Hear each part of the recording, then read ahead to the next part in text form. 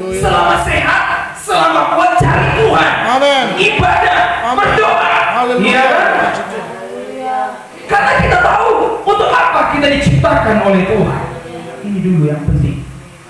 Mari kita buka Alkitab kita masing-masing dalam Kejadian 1 ayatnya yang ke-26. Kejadian 1 ayatnya yang ke-26. Kejadian 1 ayatnya yang ke-26. Kalau sudah dapat, nanti Bapak Ibu kita semua akan baca ayat ini bersama-sama dalam hitungan yang ketiga. Kejadian 1 ayat 26. 1, 2, 3.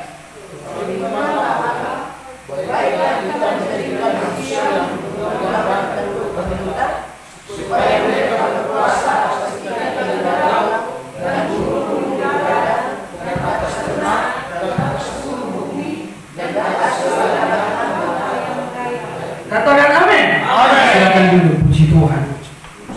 Haleluya, puji Tuhan. Saya minta izin beberapa pertemuan. Kita akan belajar sama-sama pagi hari ini, amin.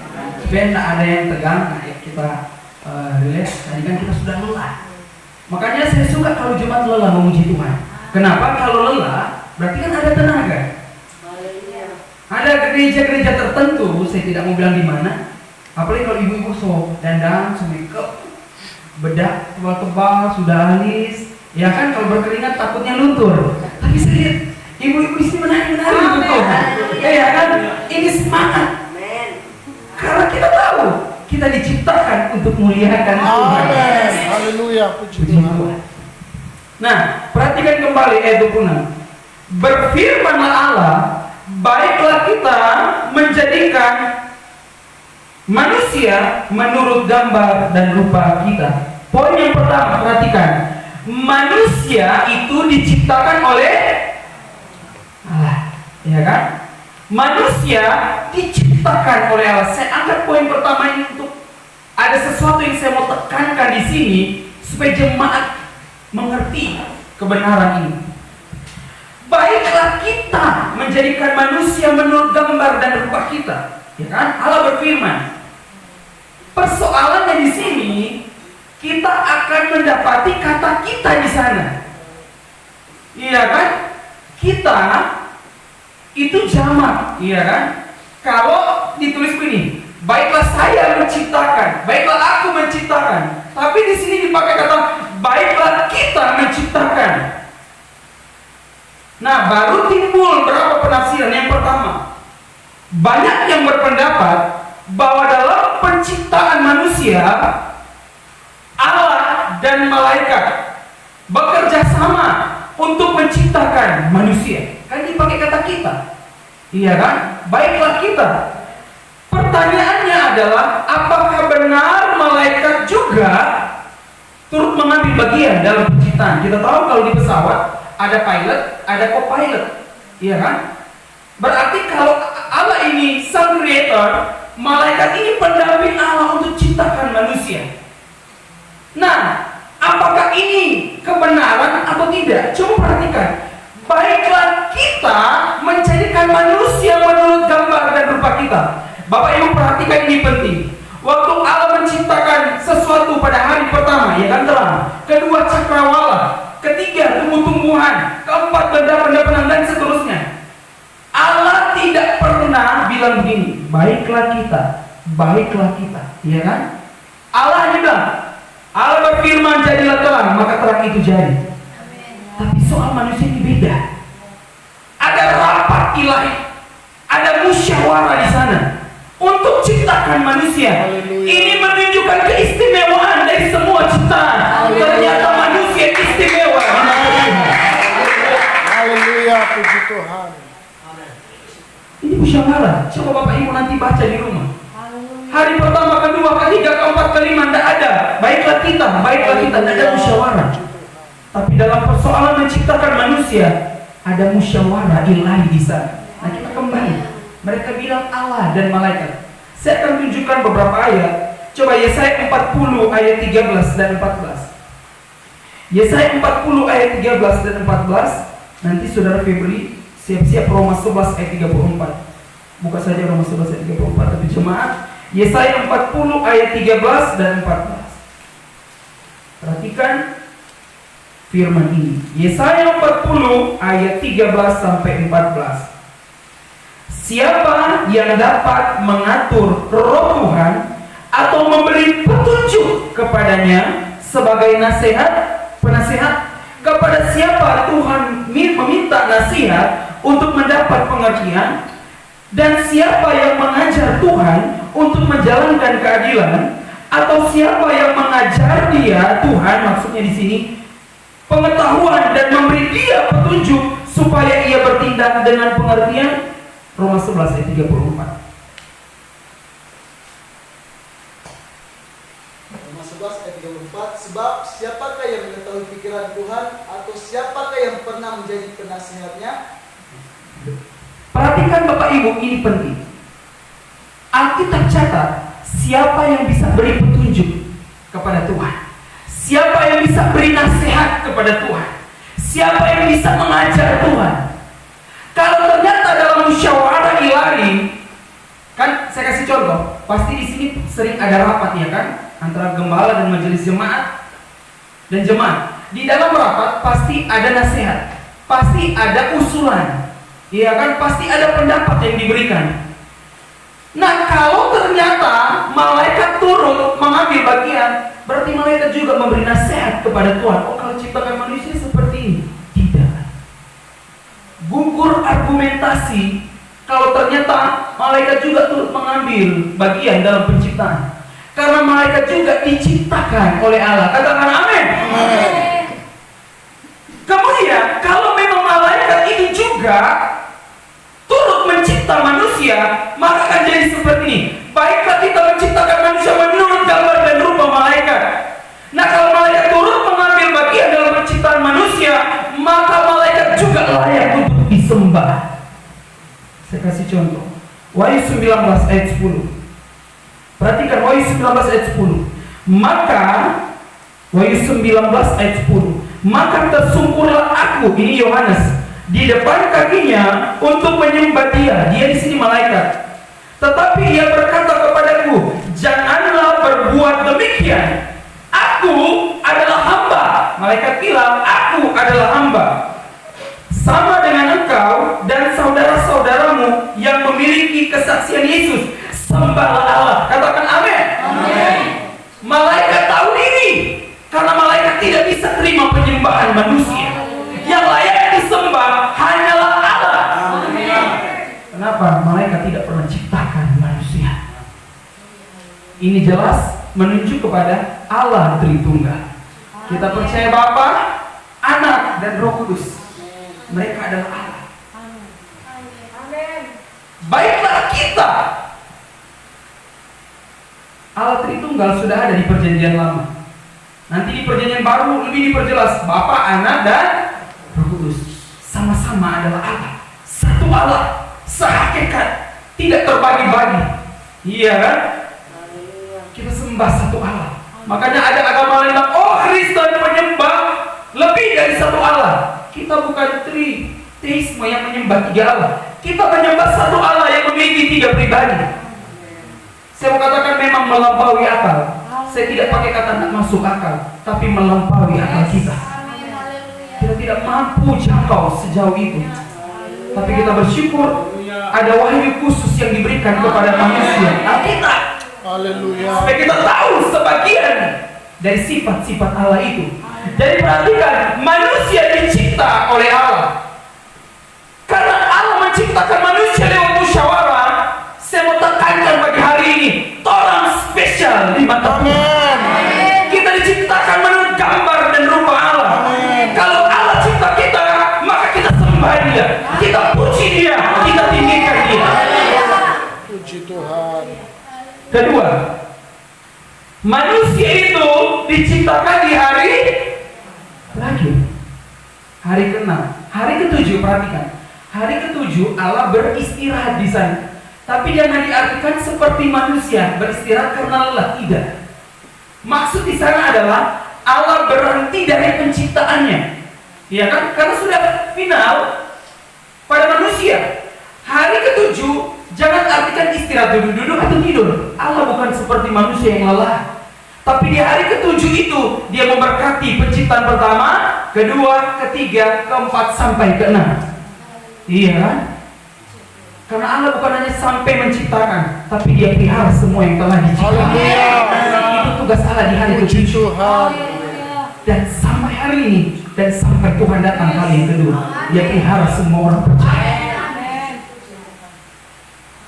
Coba kita renungkan begini. Kalau manusia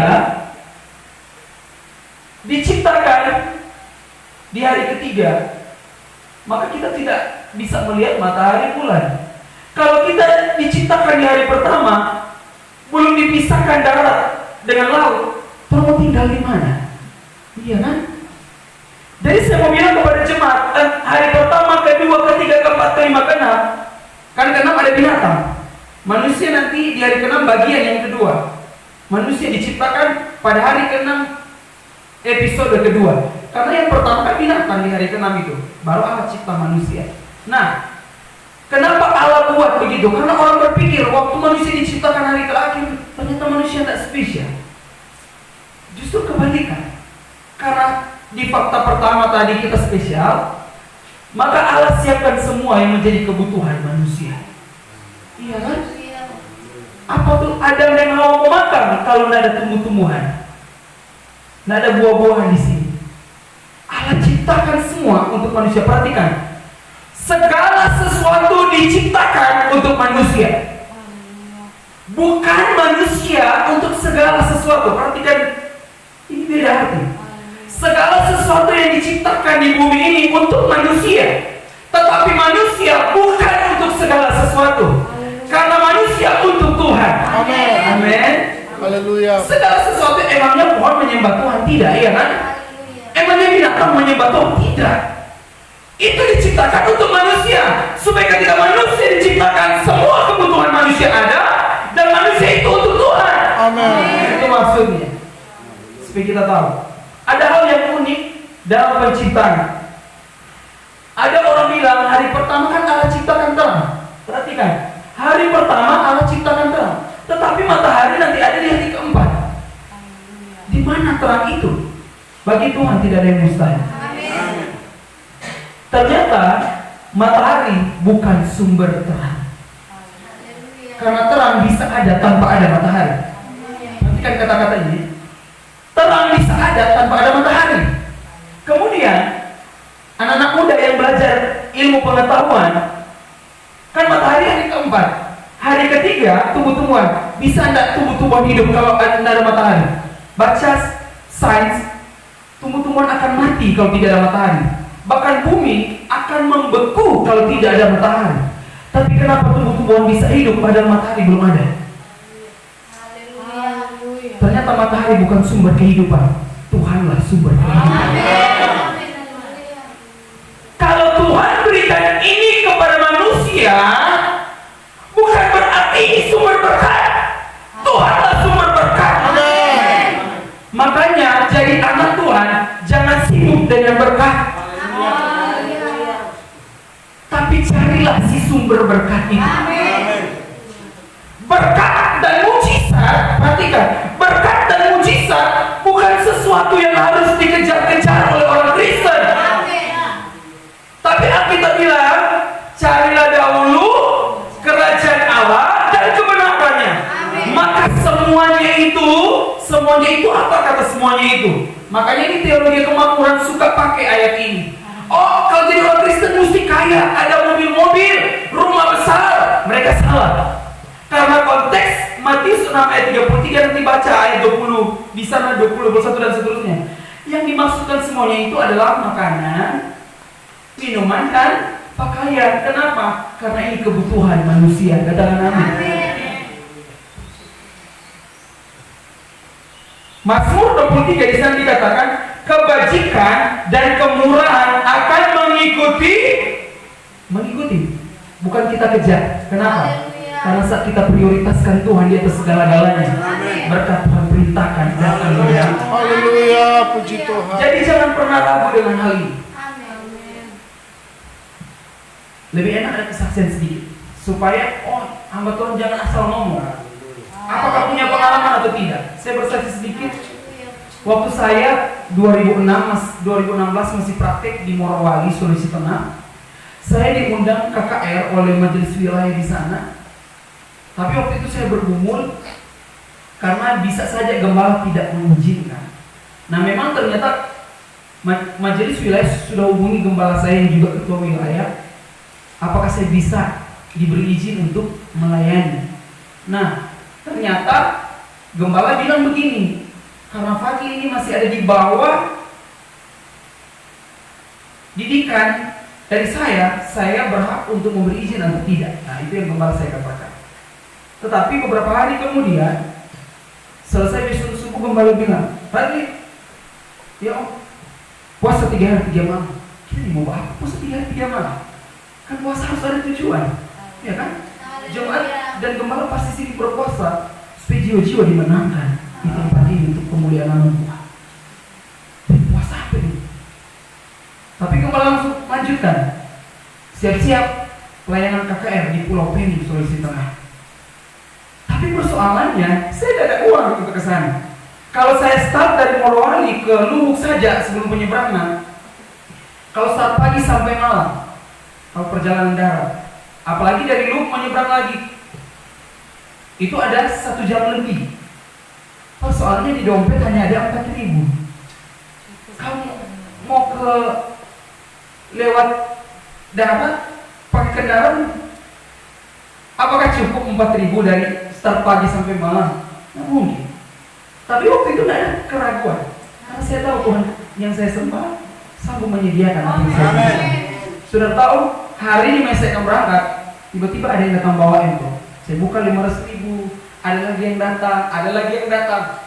Sudah melebihi apa yang saya perlukan untuk pelayanan KKR. Kenapa? Saya mau bilang, karena Tuhan sanggup pelihara kita semua.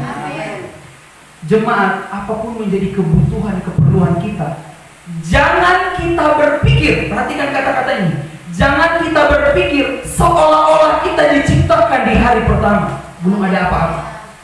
Tuhan ciptakan kita di hari terakhir supaya segala sesuatu ada untuk kita. Iya kan? Haleluya. Saya kasih contoh lagi sederhana. Apalagi Bapak Gembala baru punya ada adik bayi yang cantik. Tidak mungkin Bapak Gembala menyiapkan pakaian untuk adik, perlengkapan bayi nanti sesudah lahir. Di mana-mana sebelum lahir sudah disiapkan. Tuhan sama. Karena Tuhan spesial di mata Tuhan. Dia siapkan dulu. Sebelum manusia itu diciptakan oleh Tuhan. Biar di hati kita, terima kasih Tuhan Engkau baik. Jangan ragu dengan kebutuhan kita. Tuhan pasti adakan bagi kita. Ada banyak kesaksian di mana saya tidak punya apa-apa, Tuhan berkati, tapi waktu sangat terbatas. Perhatikan poin yang ketiga. Manusia itu diciptakan melalui 2 unsur. Perhatikan saya tulis ayat ini. Ketika itulah Tuhan Allah membentuk manusia itu dari debu tanah dan mengembuskan nafas. Ada 2. Ketika Allah buat patung manusia, perhatikan, Allah bentuk, dia buat. Itu belum jadi manusia, itu baru patung manusia. Tapi ketika Allah mengembuskan nafas di hidung manusia, baru dia jadi manusia yang hidup. Katakan amin. Perhatikan, ada 2 unsur di dalam diri manusia. Ada unsur jasmani, ada unsur rohani. Debu berbicara sesuatu yang fana, berbicara sesuatu yang sebenarnya tidak berguna. Saya mau tanya, kalau perabotan rumah itu baabu, saudara mau bersihkan atau tidak? Pasti mau dibersihkan, karena Tuhan tidak pernah inginkan debu. Makanya, Tuhan tahu manusia pertama dikenal apa? Adam arti tanah. Karena tanah dalam bahasa Ibrani Adamah, Adam, supaya manusia tahu dia dari tanah. Hanya ketika dia hidup, ada nafas yang Tuhan masukkan di hidung manusia, maka dia hidup. Bapak Ibu yang diberkati oleh Tuhan, saya mau tekankan poin ini. Kalau jemaat mengerti perpaduan yang unik ini, maka jemaat akan tahu bahwa diri di hadapan Tuhan. Kenapa saya katakan demikian? Karena ada banyak orang Kristen lebih mementingkan perkara-perkara lahiriah daripada perkara-perkara rohani. Bahkan Paulus bilang kepada Timotius, latihan badani terbatas gunanya. Bukan berarti tidak ada guna, ada, tapi terbatas. Kemudian dilanjutkan kepada hal yang rohani. Latihlah dirimu beribadah, karena mengandung janji untuk hari ini dan untuk yang akan datang. Itu surga. Katakan amin. Kalau kita mengerti kedua hal ini, maka kita tahu, oh saya hari ini bekerja, besok saya bekerja. Ingat, hari Minggu untuk Tuhan kita beribadah. Kalau ada ibadah tengah minggu, ya ibadah. Iya kan? Karena kita menyeimbangi perpaduan di dalam diri manusia. Hal-hal lain yang saya harus bekerja untuk memenuhi kebutuhan saya. Memang Allah memberkati, kalau malas, mana bisa Tuhan berkati. Allah mau berkati bagi orang yang bekerja. Tapi sayangnya di luar sana pekerjaan menjadi berhala baginya. Dia lupa Tuhan, kejar kekayaan. Jadi kaya tidak berdosa, cari di Alkitab. Kaya tidak berdosa, tapi akar dari segala kejahatan ialah cinta uang. Tapi Alkitab tidak pernah bilang kaya itu berdosa. Tidak. Kenapa? Karena kalau orang sudah sibuk dengan perkara-perkara lahiriah, maka ini suatu hal yang fatal. Saya kasih contoh satu ayat.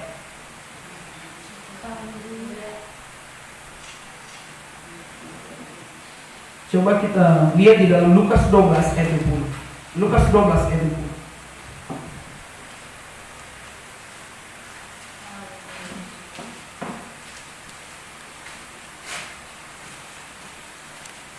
Lukas 12 ayat 20. Sudah dapat? Perhatikan, saya baca supaya waktu tidak terlalu panjang. Lukas 12 ayat 20. Tetapi firman Allah kepadanya, ini kepada orang kaya kalau nanti Bapak Ibu baca di rumah. Hai engkau orang bodoh, pada malam ini juga jiwamu akan diambil daripadamu, dan apa yang telah kau sediakan untuk siapakah itu nanti. Perhatikan kata bodoh. Hai engkau orang bodoh. Bodoh di dalam Alkitab itu bukan hanya pengertian satu kata. Kata bodoh di sini dipakai kata apron. Nah, apron di sini adalah sama seperti di Efesus pasal 5 ayat 16. Ya kan? Pergunakanlah waktu yang ada karena hari ini adalah jahat. Di situ ada kata bodoh. Nah, di situ dipakai kata apron. Apa ini apron? Kebodohan di sini adalah saat seseorang lebih memperhatikan hal-hal yang bersifat jasmani. Karena dalam cerita itu orang kaya mengumpulkan seluruh kekayaan, tapi dia tidak tahu bahwa ada unsur yang lain di dalam dirinya, yaitu unsur rohani yang seharusnya dia perhatikan. Tapi selama hidupnya dia tidak perhatikan. Tuhan bilang, kalau nanti Bapak Ibu baca semua, dia bilang, malam ini juga jiwamu akan diambil. Berarti mati. Kalau dia mati masuk mana? Neraka. Karena kerohaniannya dia tidak isi dengan hal-hal yang rohani, memuliakan Tuhan, berdoa, tapi dia lebih mementingkan perkara-perkara lainnya. Saya mau bilang kepada jemaat di tempat ini, silakan bekerja, tapi jangan lupa cari Tuhan, muliakan Tuhan, beribadah kepada Tuhan, baca Alkitab. Iya kan? Ini akan menjadi kekuatan bagi kita. Ini poin yang terakhir. Sebenarnya masih ada beberapa poin, tapi ini saja yang terakhir. Manusia diciptakan menurut gambar dan rupa Allah. Kejadian 1 ayat 26, berfirman Allah, baiklah kita menjadikan manusia menurut gambar dan rupa kita. Sebelum saya jelaskan lebih lanjut, anggap saya kita PS sedikit. Orang para teolog coba mencari arti dari gambar dan rupa.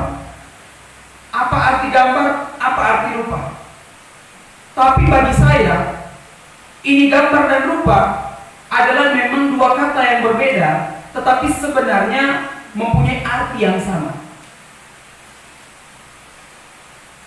Ayat 6, baiklah kita menjadikan manusia menurut gambar dan rupa kita. Perhatikan, gambar dan rupa. Ayat 27, maka Allah menciptakan manusia menurut gambarnya. Di mana kata rupa? Sudah tidak ada lagi, ya kan? Nanti Bapak Ibu lihat di ayat 27, tidak ada lagi kata rupa, tetapi hanya kata gambar. Kemudian Kejadian 5 ayat 1, di situ hanya ditulis rupa, tidak ada lagi gambar dalam Kejadian 5 ayat 1. Ini yang disebut interchangeable, hanya dibolak-balik. Saya kasih contoh. Misalnya saya datang kepada Bapak Gembala membawa proposal contoh. Pak Gembala, maksud dan tujuan saya, bagi saya maksud dan tujuan itu dua kata yang berbeda tapi arti yang sama. Kan bisa cuma pakai satu, maksud saya membawa proposal, atau tujuan saya membawa proposal. Jadi hanya dua kata yang dibolak-balik di dalam Alkitab. Nah, apa yang dimaksud dengan gambar dan rupa? Ini dia. Manusia adalah refleksi Allah. Gambar dan rupa ini bukan secara face. Kalau ternyata yang dimaksudkan adalah face, maka semua wajah kita sama. Kalau misalnya gambar dan rupa Allah itu seperti Bapak Gembala, pasti wajah saya sama seperti Bapak Gembala. Tapi bukan itu maksudnya. Tapi sifat-sifat Allah yang dimasukkan di dalam diri manusia saat manusia itu diciptakan oleh Tuhan. Ada dua jenis sifat yang ada di dalam diri Allah, tapi hanya satu golongan sifat yang dimasukkan dalam diri Allah. Sifat yang pertama ini yang tidak diberikan. Bapak Ibu tahu Allah itu maha tahu, maha hadir. Dia itu maha kuasa. Kalau maha hadir, jam begini saya ada di gereja. Kalau orang cari saya di rumah di sana pasti tidak ada. Tetapi Tuhan yang maha hadir, ribuan gereja beribadah di jam yang sama, maka di jam yang sama Tuhan ada di gereja itu. Jutaan, ribuan, juta atau apalah, gereja-gereja memuliakan Tuhan. Belum yang berdoa secara pribadi, tetap di situ Tuhan ada. Karena Dia maha hadir. Tapi manusia tidak bisa seperti itu. Itu yang tidak dimasukkan di dalam diri manusia. Nah, perhatikan, manusia adalah refleksi Allah. Refleksi itu cerminan, iya kan? Jadi itu cerminan, begini. Sifat-sifat Allah, saya nak kasih semua ya, cuma beberapa saja. Allah itu pencipta. Waktu Allah ciptakan manusia, apakah manusia bisa menciptakan sesuatu? Bisa. Karena manusia punya daya cipta. Dia bisa buat ini, dia bisa buat itu. Emangnya pesawat, waktu manusia ada, sudah ada pesawat? Tidak kan? Tapi dia lakukan inovasi dan lain sebagainya untuk membuat sesuatu yang bisa membawa manusia dari pulau yang satu ke pulau yang lain. Jadilah pesawat. Dia harus buat. Kemudian Allah itu roh. Perhatikan, Allah itu roh. Makanya di dalam Yohanes 4 di sana dikatakan, barang siapa mau menyembah Tuhan, dia harus menyembah dalam roh, bukan roh besar, roh kecil. Itu menunjuk kepada roh kita. Karena Allah mencari penyembah-penyembah yang benar, yang menyembah Dia dalam roh dan kebenaran. Jadi saya mau bilang kepada jemaat, memang fisik kita bergerak memuji Tuhan, tapi pastikan fisik dan roh di dalam ini sama-sama menyatu untuk senangkan hati Tuhan. Kan tidak ada yang bisa bersandiwara di hadapan Tuhan. Iya kan? Memang Bapak Gembala lihat, semangat jemaat, tapi ternyata di dalam ini tidak fokus dengan Tuhan. Mungkin ada pikir-pikir itu masalah di luar atau untuk kalau musim cingke, jangan-jangan semua hujan, cingke kasih biar terjumur, ya, mulai tidak fokus. Padahal badan ada beberapa untuk memuji Tuhan. Tapi kalau kita di tempat ini, saya percaya tubuh jiwa roh kita memuliakan Tuhan. Amin. Nah, Allah itu roh, maka kita manusia rohani. Saya khotbah di ibadah pemuda remaja hari Jumat. Di sana dikatakan dalam sebuah pemazmur, seperti rusa rindu sungai, seperti rusa rindu sungai, jiwaku rindu Engkau. Perhatikan, rusa rindu, manusia rindu Tuhan. Kenapa?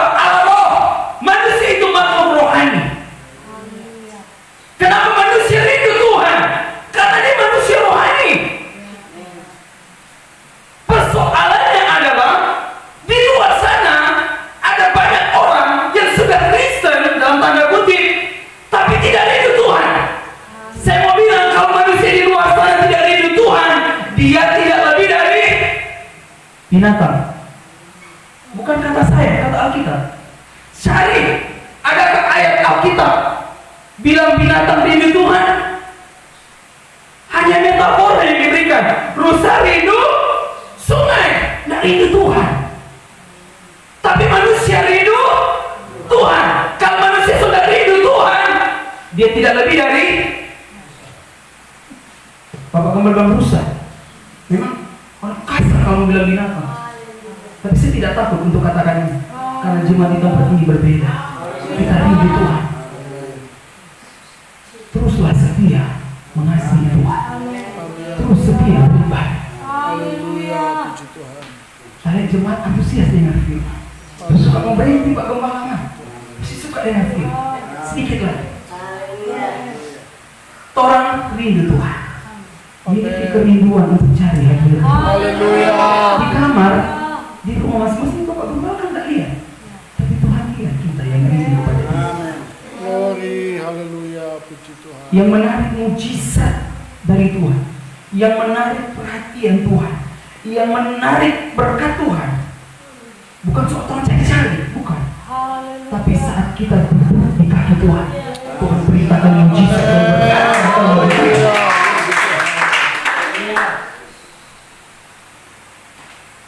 Jadi refleksi, gambar, cerminan. Contoh yang lagi yang lebih sederhana. Kalau anak dilahirkan dari sebuah keluarga, dia punya 3 kemungkinan anak ini. Dia akan mirip bapaknya. Kedua, dia mirip ibunya. Yang ketiga, dia mirip, yang ketiga gabungan bapak dan ibu. Misalnya bapaknya hidung mancung, ya kan? Ibunya alis tebal. Nah, anak itu hidungnya ikut papanya, alisnya ikut mamanya. Saya lihat memang ada yang tebal alis, padahal laki-laki. Tebal, oh ternyata dia memang begitu. Ya kan? Ada gabungan. Ada yang hanya memang ikut ibunya. Kalau kita belajar kita akan tahu. Ada yang ikut bapaknya. Jadi sifat-sifat tertentu dari bapak ibunya itu turun ke anaknya. Sudah paham? Jadi ketika Allah ciptakan kita, maka sifat-sifat itu diturunkan kepada kita. Hanya perhatikan, kalau Allah itu kasih, maka kita punya kasih.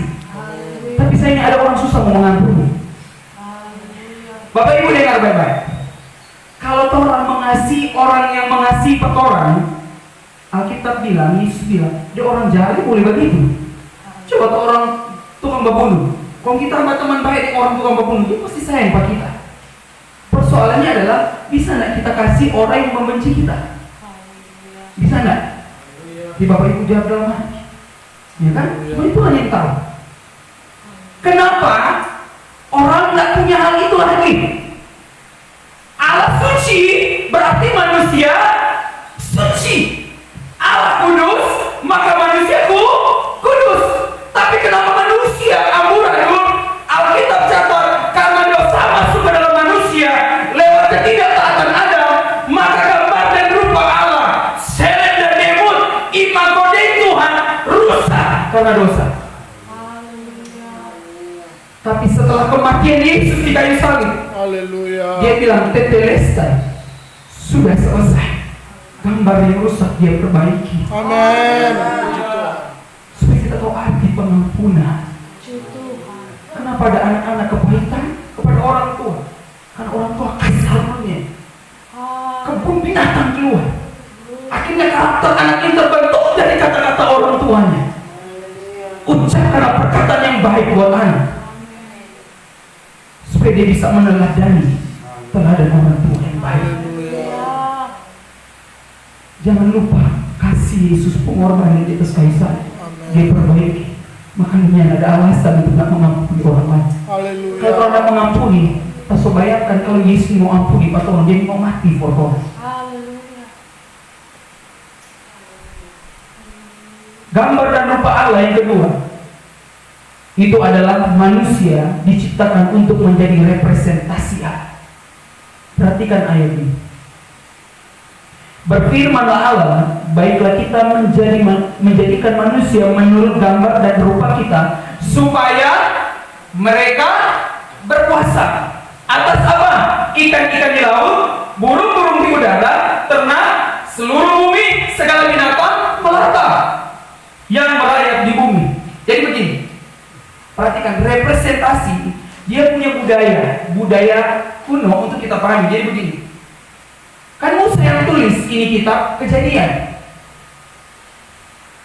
Kalau penguasa baru, perhatikan, kalau penguasa baru menguasai suatu tempat, maka untuk mengetahui penguasa yang baru itu, maka harus ada patung atau gambar-gambar tertentu, misalnya uang. Makanya Yesus pernah bilang begini, gambar siapa yang ada di uang ini? Mereka bilang Kaisar, karena Kaisar penguasa. Jadi patung, gambar itu representasi dari penguasa. Saya harap kita mulai mengerti. Misalnya saya masuk di Kota Bitung, kan ada apa itu? Untuk masuk kota itu ada tulisan selamat datang di Kota Bitung, kemudian ada baliho wali Kota Bitung. Jadi gambar itu representasi dari penguasa itu. Jadi tanpa pun kita melihat itu wali Kota Bitung, kalau oh ternyata ini kota itu wali Kota Bitung. Cuma memang itu gambar semua diganti, kan wali kota baru pasti mau diganti. Oh ini kota itu wali Kota Bitung karena kita orang Minahasa. Jadi kita nggak tahu wali Kota Bitung. Nanti saya tahu lihat gambar itu. Jadi Bapak Ibu kan bisa paham. Nah, waktu Allah ciptakan manusia, maka semua ciptaan selain manusia akan melihat Allah di dalam diri manusia. Allah penguasa alam semesta, tapi Allah percayakan kepada manusia untuk atur semua yang ada di dunia ini. Makanya Tuhan bilang supaya mereka berkuasa atas ikan-ikan di laut, burung-burung di udara. Bukan berarti manusia seenaknya buru ini, buru itu, musnahkan binatang ini. Bukan seperti itu. Tuhan maksud manusia kelola apa yang sudah diciptakan oleh Tuhan. Jadi perhatikan Bapak Ibu, orang Samo ini adalah representasi Allah. Jadi kalau saya lihat Febrian Koyanso, saya lihat Tuhan di dalam dirinya. Kalau saya lihat Bapak Gembala, saya lihat Tuhan di dalam dirinya. Tapi kalau orang hidupnya amburadul, bukan Tuhan tuh dia lihat di dalam diri orang itu. Makanya ada bahasa, susah banget setan dia, ya kan? Kenapa? Karena sifat Tuhan yang ada di dalam diri dia. Yang dia tampilkan bukan sifat-sifat Tuhan. Makanya ada bahasa yang selalu saya dengar, dia sukses, anak Tuhan kan tuh. Orang Minahasa bilang, anak Tuhan karo begitu, makanya dia diberkati. Iya kan? Kenapa? Karena kelakuannya menggambarkan gambar Allah di dalam diri. Saya tidak panjang lebarkan firman Tuhan. Masih ada banyak Bapak Ibu, tapi saya sampai di sini. Tundukkan kepala semua. Semua saya serahkan kepada penanggung jawab. Saya undang pemain musik. Semua ada di hadirat Tuhan. Tundukkan kepala, tutup mata semua. Pemain musik dalam penyembahan. Haleluya, puji Tuhan. Haleluya, puji Tuhan. Haleluya, puji Tuhan. Pemain musik nanti siapkan pujian. Ku mau cinta Yesus selamanya. Ku mau cinta Yesus selamanya. Jemaat tundukkan kepala semua. Perhatikan jemaat. Fakta yang pertama, Allah ciptakan kita supaya kita tahu Tuhan yang harus disembah. Sembahlah Dia, pujilah Dia, agungkanlah Dia, tinggikanlah Dia. Sadar Tuhan diciptakan oleh Tuhan. Kembalikan kemuliaan hanya bagi Tuhan. Sebab kalau Allah berfirman hanya manusia kembali, Tuhan mati. Tapi kalau Tuhan ada sampai hari ini karena anugerah Tuhan, setia sampai Tuhan Yesus datang kali yang kedua. Glory bagi nama Yesus. Waktu Allah ciptakan manusia di hari yang terakhir, fakta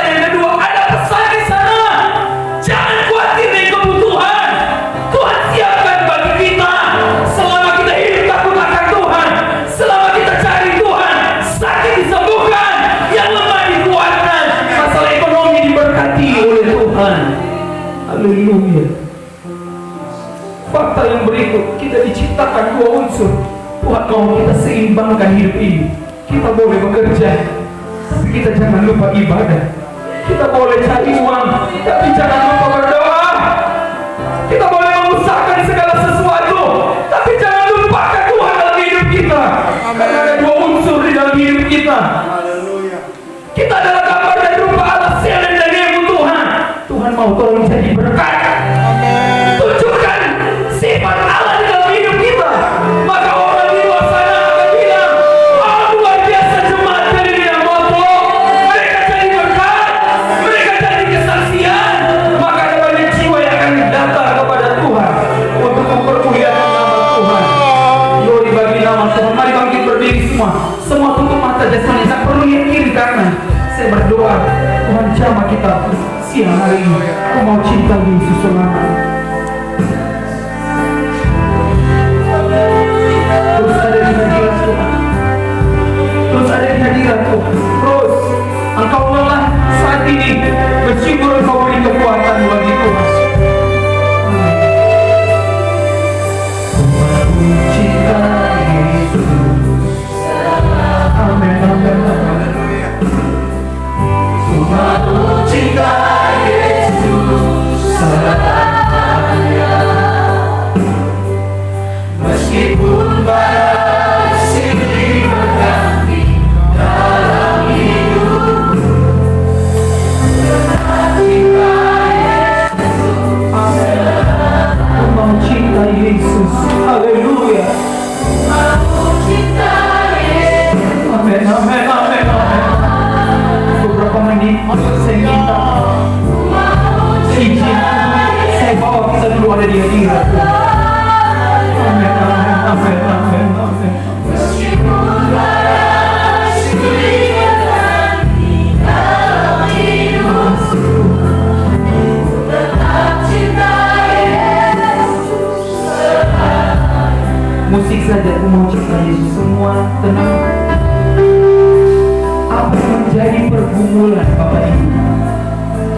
Apa yang menjadi kebutuhan kita?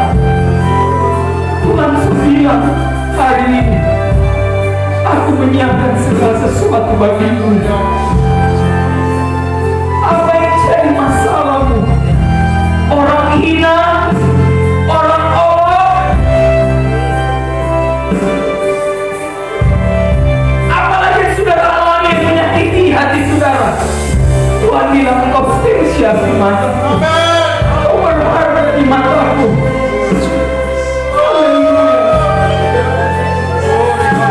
Buka hati dan biarlah Roh Kudus jamah Bapak Ibu yang ada saat ini. Terus ada di hadirat Tuhan. Terus ada di hadirat. Oh haleluya. Satu, ada yang mulai dijamah oleh Tuhan. Terus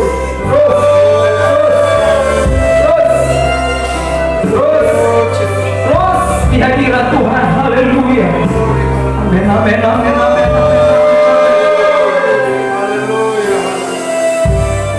Istri berdoa untuk suami, suami berdoa untuk istri, orang tua berdoa untuk anak-anak, berdoa untuk orang tua, jemaat berdoa untuk bapak gembala dan keluarga gembala. Haleluya, haleluya. Terus, haleluya. Terus. Cinta Yesus selamanya. Terus berdoa. Ku mau cinta Yesus selamanya.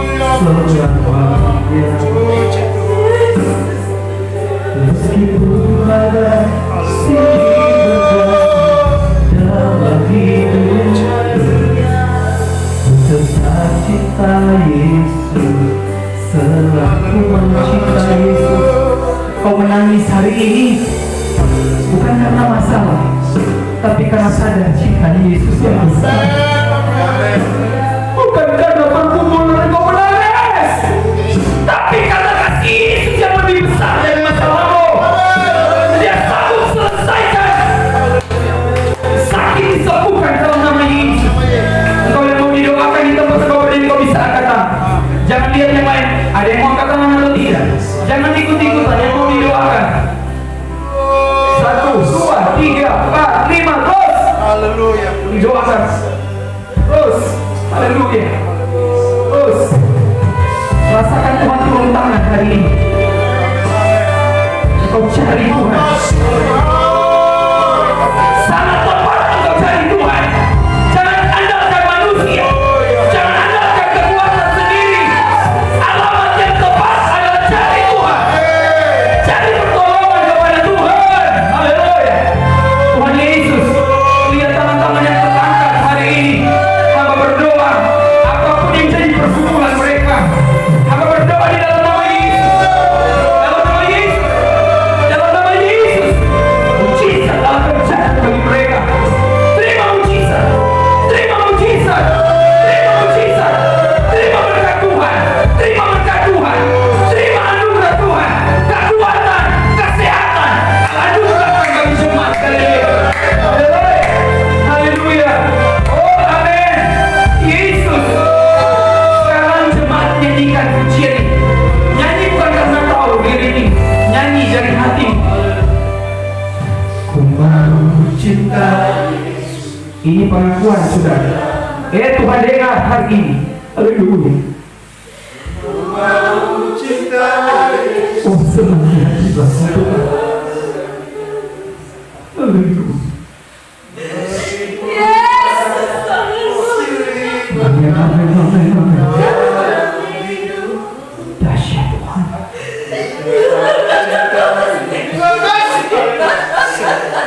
Lagi hati awal. Ku mau cinta. Mau cinta Yesus.